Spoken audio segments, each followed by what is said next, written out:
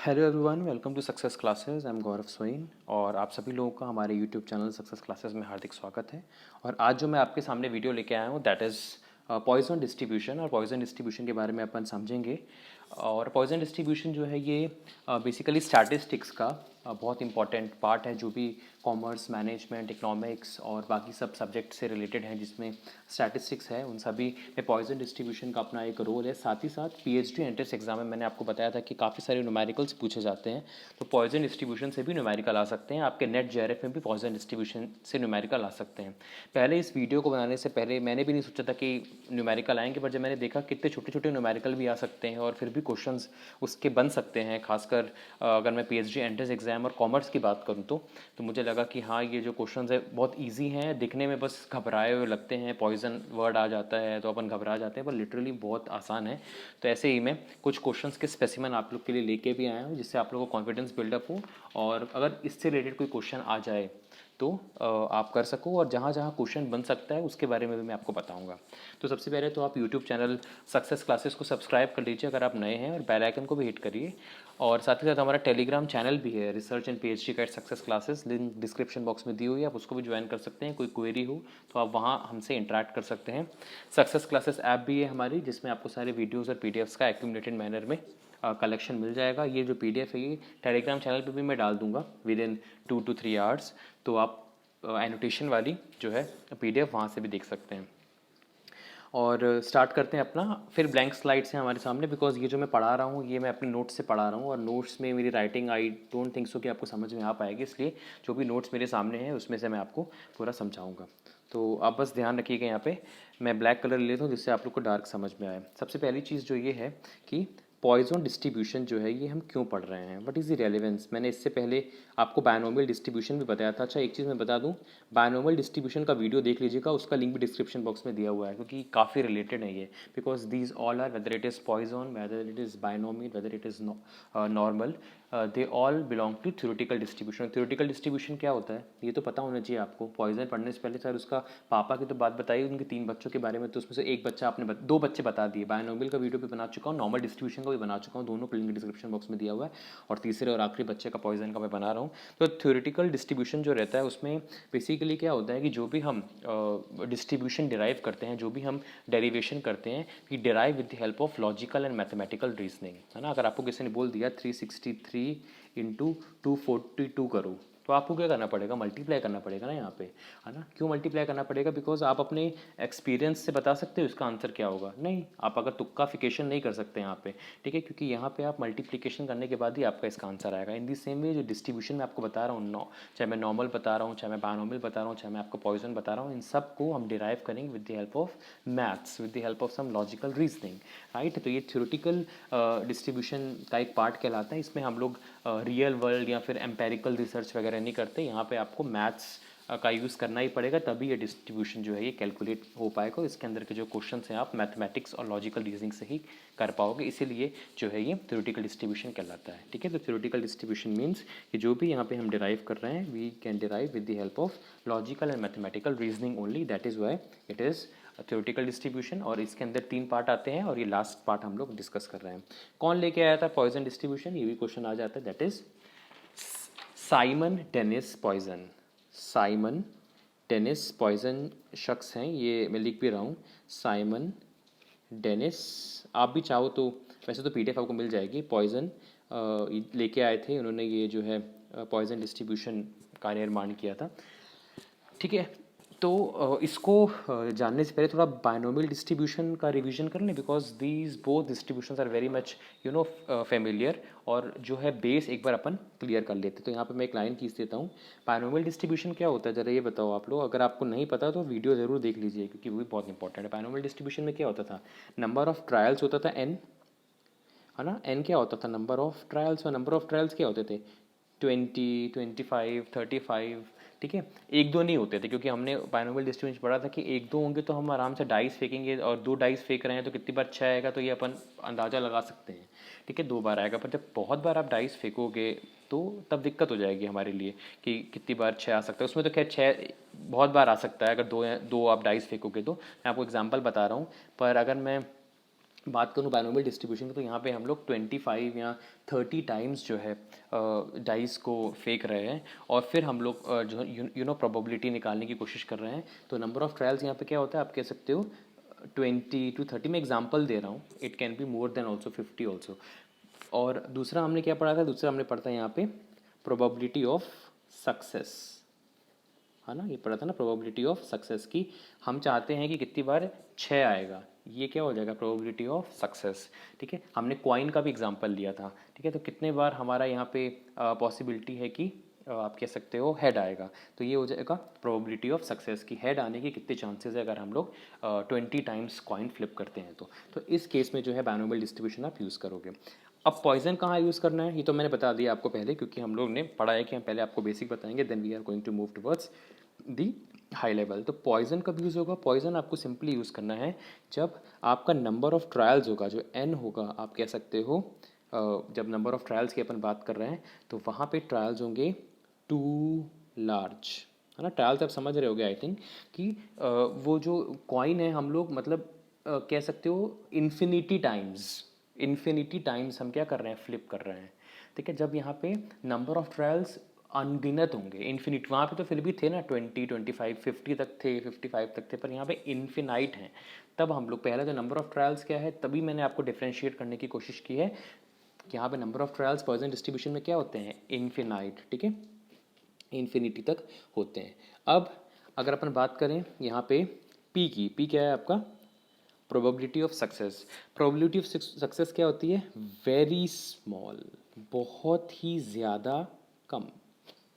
ठीक है, तो मैंने आपको बता दिया नंबर ऑफ ट्रायल्स यहाँ पे बहुत ज़्यादा होते हैं, पर यहाँ पे जो सक्सेस की प्रोबेबिलिटी होती है वो बहुत कम होती है। और इसका सबसे अच्छा एग्जांपल हम लोग अक्सर पढ़ते रहते हैं, वो एग्जांपल है ट्रैफिक का। ठीक है, कि एक पर्टिकुलर कोई रोड है जो खचाखच जो है ट्रैफिक वहाँ रहता है, तो वहाँ आप मुझे ये बताओ कि वहाँ पे कोई इंसान 70 की, 75 की, 80 की स्पीड में गाड़ी चला पाएगा, है ना। मुश्किल से वो 40 की स्पीड में या 45 की स्पीड में या है ना 30 की स्पीड में गाड़ी चला पाएगा, बिकॉज उसको भी डर रहेगा कि मेरी गाड़ी भी ना ठुक जाए और किसी और की गाड़ी भी ना ठुक जाए।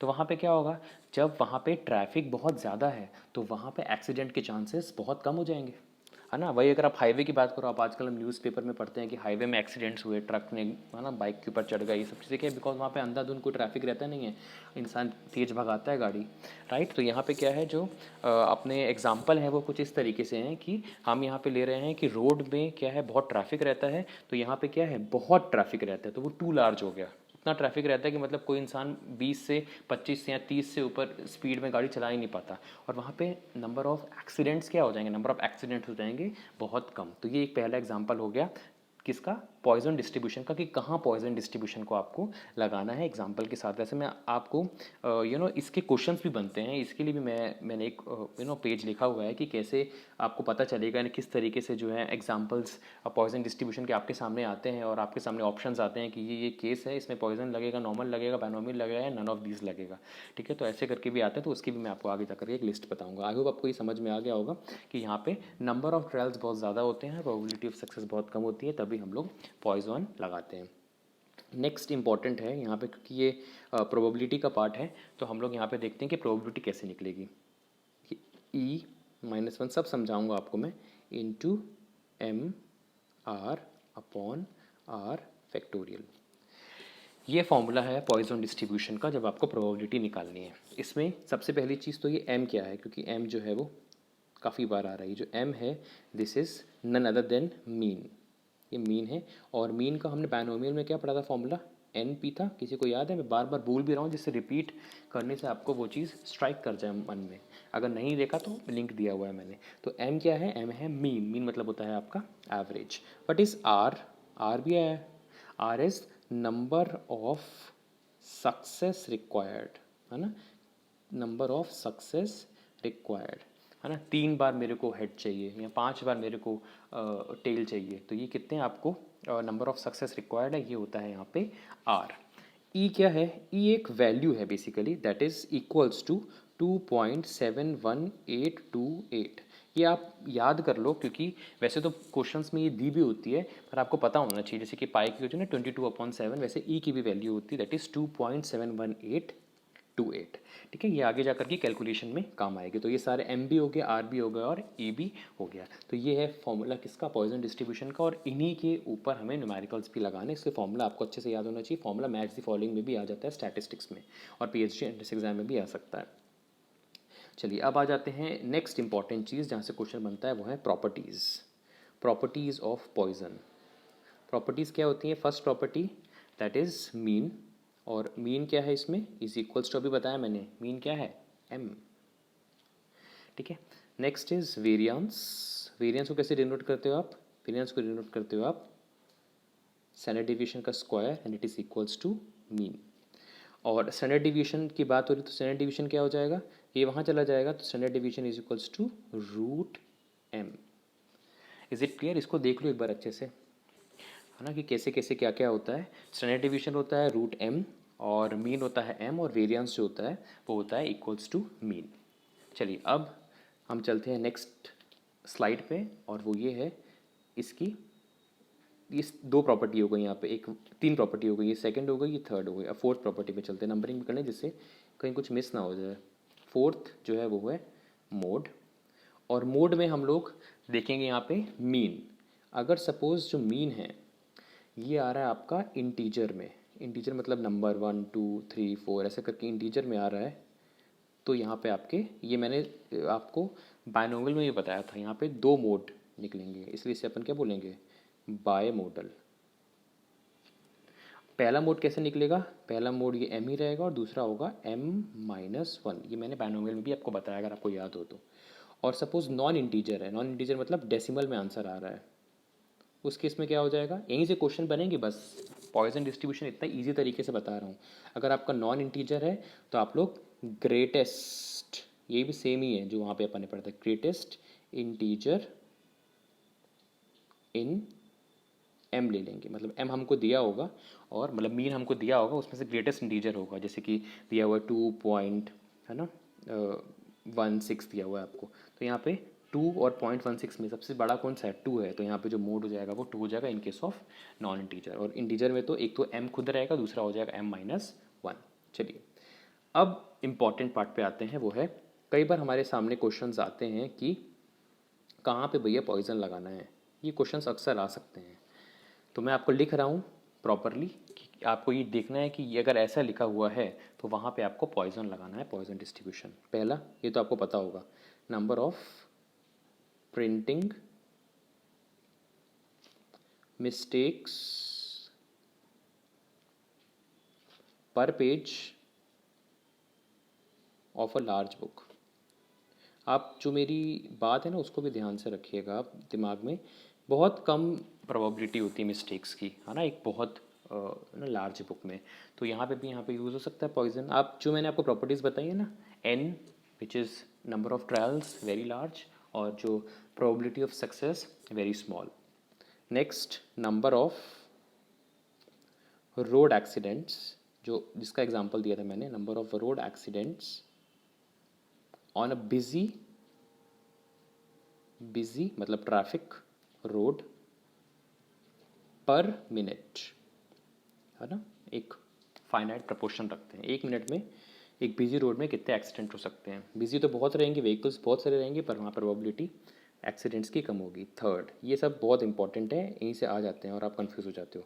Number of radio active elements per minute in a fusion process, ना। Number of radio active elements per minute in fusion, fusion होता है ना, फ्यूजन, उसमें जब हम दो रेडियो एक्टिव एलिमेंट्स को हम मिलाते हैं तो radio active elements per minute कितने निकलते हैं, उनकी प्रोबेबिलिटी कम होती है। और फ्यूजन जो प्रोसेस होता है वो एक लार्ज क्वांटम में होता है, तो वहाँ पे भी हम पॉइजन लगाएंगे। नंबर ऑफ, ये कुछ मैंने ढूंढे हैं, नंबर ऑफ डिमांड्स पर मिनट फॉर हेल्थ सेंटर, ये आपको दे दूंगा मैं नोटेशन वाली।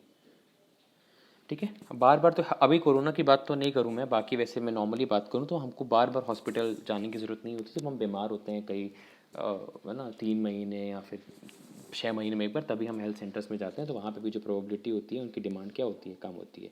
तो ये मैंने आपको 4 पॉइंट्स बता दिए जितने मैंने अभी तक सर्च किए थे अलग अलग बुक से, जिसके अगर क्वेश्चंस आपके सामने आते हैं तो आप सीधे अपना दिमाग लगेगा कि यहाँ पे पॉइजन पॉइजन और सिर्फ पॉइजन डिस्ट्रीब्यूशन लगेगा।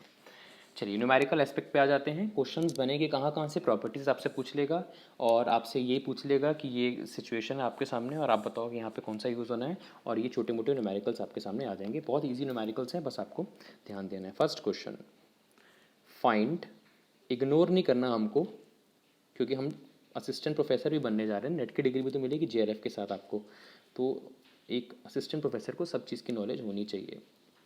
Find mean and standard deviation इन पता कैसे चलेगा, लिखा हुआ है ना, पॉइजन वेरिएट वेयर पी, ऐसा ही क्वेश्चन दिया होगा, n इज इक्वल्स टू, बस देखिए क्वेश्चन लिख रहा हूँ अभी, समझ कैसे आएगा बताऊंगा, पी n इक्वल टू 3। ये भैया क्वेश्चन है आपका। इसमें आपको mean and standard division calculate करना है पॉइजन डिस्ट्रीब्यूशन यूज़ करके, जहाँ p n is equals to 2 is equals to p n is equals to 3 दिया हुआ है। चलिए अब आ जाते हैं अपन, इसको कलर चेंज कर लेते हैं और कलर यूज़ कर लेते हैं ब्लू डार्क, जिससे आपको सॉल्यूशन बताऊँ। ये है आपका सॉल्यूशन। फॉर्मूला बताइए ज़रा, ये जो है ना आपका, पहली चीज़ मैं बता दूँ, ये जो आपको दिया हुआ है ये x दिया हुआ है आपको, सॉरी n दिया हुआ है आपको, ये n जो है it is equals to r, ठीक है। तो ये आपको दिया हुआ है, आपको ये x है, सॉरी यहाँ पे x होना चाहिए, मैंने भी कॉपी में गलत लिख दिया है, ये x है यहाँ पे, ठीक है। तो x इज इक्वल्स टू 2 है और x इज इक्वल्स टू 3, क्योंकि n तो अलग हो जाएगा ना, वो तो नंबर ऑफ ट्रायल्स हो जाएंगे, तो ये x है, ठीक है।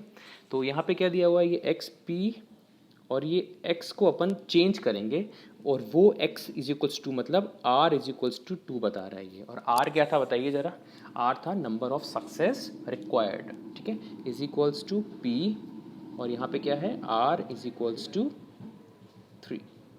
Is it clear? आपको क्वेश्चन में ऐसे दिया होगा कि ये आपको दिया हुआ है x इज इक्वल्स टू 2 और ये दिया हुआ x इज इक्वल्स टू 3, और ये दोनों चीज़ों के बेसिस पे you have to find out the mean and standard deviation. और जो x दिया हुआ है, अब आप बोलोगे यार x तो सर ने कुछ बताया ही नहीं क्या है, तो यहाँ पे इनडायरेक्टली x मतलब r means number of success required. Is it clear? चलिए अब आ जाते हैं हम आगे और अपने फॉर्मूला पुट करते हैं। आई थिंक आपको क्वेश्चन समझ में आ गया होगा, मीन और स्टैंडर्ड डेविएशन का फॉर्मूला भी आपको पता है और उसको हमको निकालना है, और यहाँ पे दिया हुआ है आपको क्वेश्चन, और इसमें यहाँ पे x जो है it is equals to r। चलिए क्या फॉर्मूला है ज़रा बताइए।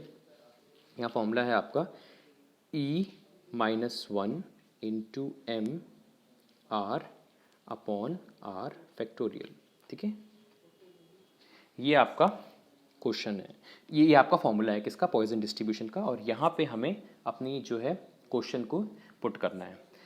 अब ज़रा यहाँ पे देखें, ये आपको फॉर्मूला है, अब इससे कैसे करना है, जो जो आपको चीज़ें पता है, आर पता है और कुछ तो पता ही नहीं है आपको, आर ही पता है ना, बस यहाँ आप पुट कर दो। कैसे पुट करोगे आप, यहाँ पे आपने पुट किया e minus raise to power minus m into m, r कितना दिया हुआ है आपको, 2 दिया हुआ है, अपॉन 2 फैक्टोरियल, जो क्वेश्चन में दिया है वही लगाया, x is equals to 3, x is equals to 3 दिया हुआ था, x इज इक्वल्स टू 2 और x इज इक्वल्स टू 3 दिया हुआ था हमको, ठीक है। और r हमको समझ में आ गया, x मतलब क्या है, x मतलब है number of success required, it is equals to r। जहाँ जहाँ हमको फॉर्मूला याद था, फॉर्मूला आपको याद करना पड़ेगा, और जस्ट यहाँ पे क्या कर दिया आपने, इज इक्वल्स टू था ना दोनों के बीच में, यहाँ देखो दोनों के बीच में क्या है, इज इक्वल्स टू है, तो यहाँ पे भी आपको इज इक्वल्स टू के फॉर्म में ही लिखना है वापस फॉर्मूला, बिकॉज एक तरफ r की वैल्यू है 2 और दूसरी तरफ r की वैल्यू है 3। तो यहाँ पे लिखा e raise to power minus m into m, और यहाँ पे क्या थी, क्यूब अपॉन 3 फैक्टोरियल, यही था ना फॉर्मूला। चलिए अब आ जाते हैं इसको सॉल्व करने से सबसे अच्छा अपने को दिमाग में आ जाएगा कि यहाँ कट कर सकते हैं, क्योंकि बीच में इज इक्वल्स टू आ रहा है, ये इससे कट हो जाएगा और ये इससे कट हो जाएगा, और एक सिंगल m बचेगा हमारे सामने, ठीक है। तो इसको ज़रा क्लीन तरीके से लिख लेते हैं।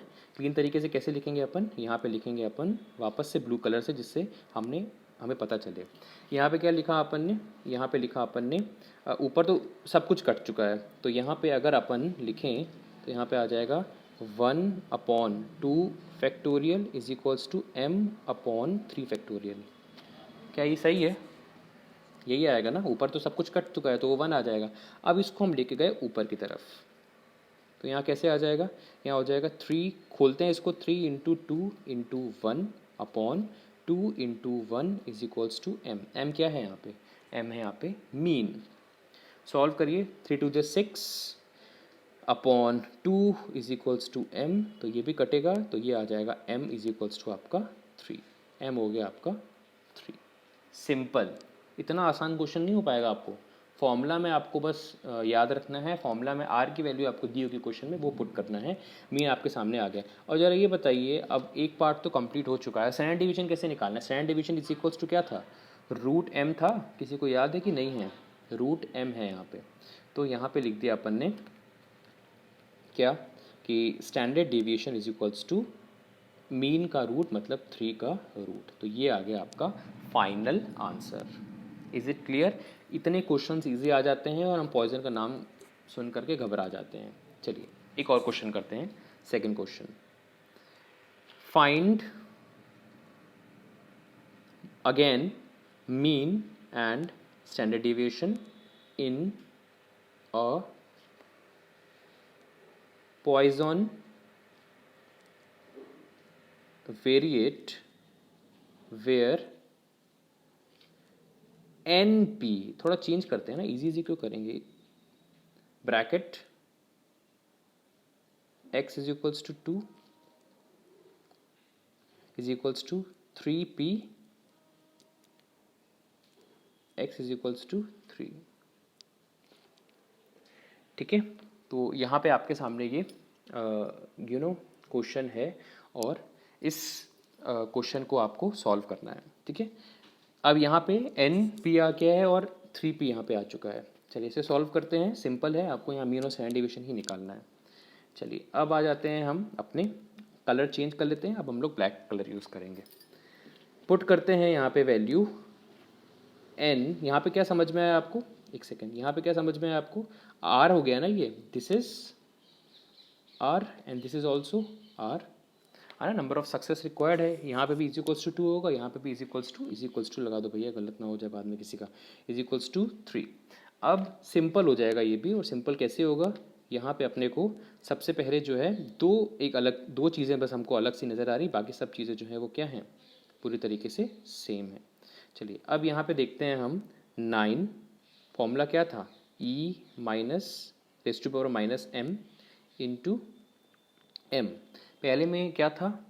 r, that is 2/2 factorial bracket close is equals to 3, है ना? ब्रैकेट अब नहीं भी लगाओगे तो भी चलेगा, वैसे लगा लो क्योंकि मिक्स ना हो जाए कहीं, क्योंकि ये टोटल रिप्रेजेंट कर रहा है। e minus m into m, raise to power क्या था?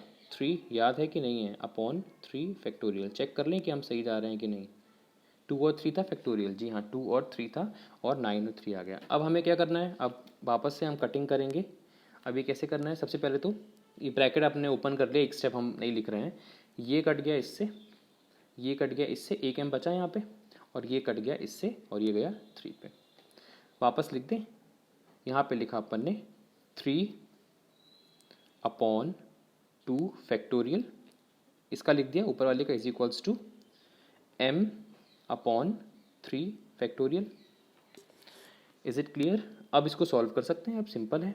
यहाँ लिख लेते हैं हम 3/2 is equals to m upon क्या हो जाएगा? 3 इंटू 2 6, यहाँ हो गया 6। खोला ना इसको, 3 इंटू 2 इंटू 1 किया, मैं एक स्टेप बार बार नहीं रिपीट कर रहा। अब ऊपर गए, इसको क्रॉस मल्टीप्लिकेशन किया, यहाँ पे लेके गए इसको, तो यहाँ 3 6 जा 18/2 इज इक्वल्स टू m। तो यहाँ पे आपका मीन कितना हो जाएगा? यहाँ पे मीन हो जाएगा आपका 9। यहाँ पे क्या हो गया आपका? मीन इज इक्वल्स टू 9 हो गया। स्टैंडर्ड डिवीजन कमेंट में बताइए, चैट में, आई थिंक आप चैट कर रहे होंगे। 1 सेकेंड, क्या होगा बताइए? स्टैंडर्ड डिविएशन रूट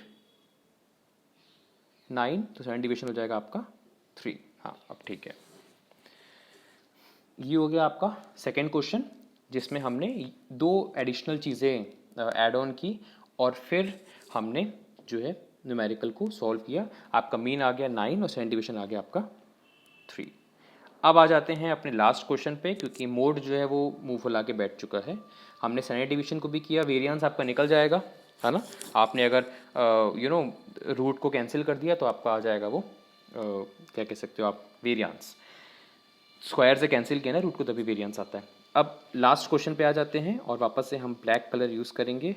और यहाँ पे क्या है, if probability is 1 minus e raise to power -2.7, minus में था ना m, वट, बहुत इजी क्वेश्चन है, घबराने की जरूरत नहीं है, ये तो मुझे लगता है आना ही चाहिए question. What is the mode of the distribution. Mode निकालना है आपको, सिंपल यहाँ पे दिया हुआ है आपको मीन। ये क्या है, ये क्या है ज़रा बताइए, क्या था, e raise to minus m था, और ये किस में आ रहा है, ये आ रहा है आपका नॉन इंटीजर में। ये क्या है आपका 2.7 नॉन इंटीजर, मतलब 2 या 0.7, दोनों में से जो भी बड़ा होगा वो बन जाएगा आपका मोड। तो बड़ा दोनों में से कौन सा है, 2, तो यहाँ पे सिंपल मोड आ गया आपका, mode is equals to final answer 2। कितना टाइम लगा, ये तो मैं समझा रहा हूँ, आपको कितना टाइम लगता, 5 सेकंड, और ये 2 नंबर का क्वेश्चन आ जाता और हम छोड़ के आ जाते कि ये तो ई तो हमें याद ही नहीं है, क्या फॉर्मूला लगाना है पता भी नहीं है अपने को। इसलिए इतने इजी क्वेश्चंस होते हैं और बाद में हम घबरा जाते हैं, और फिर बाद में जब आंसर हमारे सामने आता है तो हमको लगता है कि यार कितना आसान क्वेश्चन था, काश अपन को समझा दिया होता किसी ने तो हम आज सही करके आते। तो आपका मोड कितना आ गया, मोड आ गया आपका 2, क्योंकि ग्रेटेस्ट इंटीजर हमने यहाँ पर बात की है। सो हम लोग ने पॉइजन डिस्ट्रीब्यूशन पढ़ लिया है, पूरा कंप्लीट हो गया है। मैंने जो जो न्यूमेरिकल्स है ना मेन कवर करवा लिए, और ऐसे कवर करवाए हैं, इस पॉइंट ऑफ व्यू से कवर कराया है जिससे जो है आपके PhD एंट्रेंस एग्जाम, कॉमर्स और जिस किसी में भी स्टैटिस्टिक्स आता है, या जो पेपर 1 की तैयारी कर रहे हैं उनमें भी जो है पूछा जा सकता है, तो वो सारी चीज़ें कवर हो जाएं। साथ ही साथ मैंने प्रॉपर्टीज़ भी कवर करवाई, आपको वैल्यू भी बताई मीन, वेरिएंस, स्टैंडर्ड डेविएशन की, और साथ ही साथ किसने दिया था पॉइजन डिस्ट्रीब्यूशन, जरा नाम बताइए जाने से पहले, साइमन डेनिस पॉइजन ने। ठीक है, तो इसी के साथ हमारा जो है वीडियो कंप्लीट होता है, और ऐसी वीडियोस मैं लाता रहूँगा जिससे कॉन्सेप्ट बिल्डिंग हो और नॉलेज इंक्रीज़ हो, बिकॉज ये नॉलेज इंक्रीज़ हम लाइफ टाइम के लिए कर रहे हैं, because we all are going to be a assistant professor, हम असिस्टेंट प्रोफेसर बनने वाले हैं। So we should have complete knowledge about our subject. So thank you so much for your valuable time. ऐसे वीडियोज़ आते रहेंगे। Have a very nice day ahead. Thank you.